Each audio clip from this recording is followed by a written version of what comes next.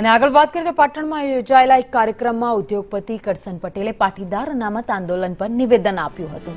કરસન પટેલના નિવેદન બાદ વિવાદ સર્જાયો। પાટીદાર અગ્રણી તરફથી વિવિધ પ્રતિક્રિયાઓ પણ સામે આવી। કરસન પટેલે જણાવ્યું હતું કે પાટીદાર આંદોલનથી કોઈ નક્કર પરિણામ મળ્યું નથી, પરંતુ આંદોલન કરનારાઓએ માત્ર રાજકીય લાભ ઉઠાવ્યો। કિરીટ પટેલે કરસન પટેલના નિવેદનને વખોડતા જણાવ્યું કે કરસનભાઈ પટેલને ઉંમરની અસર થઈ રહી છે। જ્યારે આંદોલન ચરમસીમા પર હતું ત્યારે તેઓ ક્યાં હતા?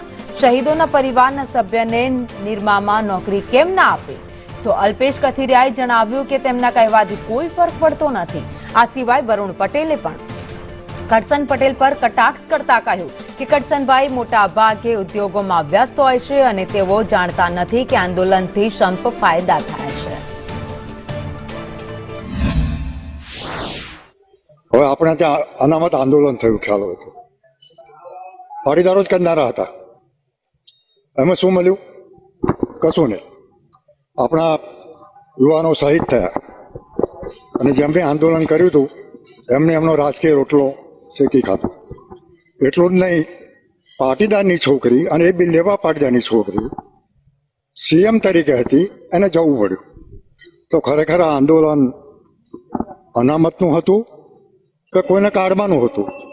અને પટેલોને જ કાઢે એવું તો શક્ય નથી। એટલે આ એક સંશોધનનો વિષય છે અને છેલ્લે પાટણમાં જે કંઈ બન્યું એનું સંશોધન તમે લોકો સારી રીતે કરી શકો।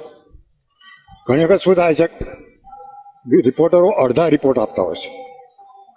બંને સાઈડને કોન્ટેક્ટ કરી અને પછી સાંભળવા જોઈએ બંનેને, પછી તમને જે સાચું લાગે એ રિપોર્ટ કરવો જોઈએ। કદાચ પાટીદાર અનામત આંદોલનના લીધે આનંદીબેનને સીએમ પદેથી હટાવાયા, તો શું એ વખતે તમને ખબર નહોતી?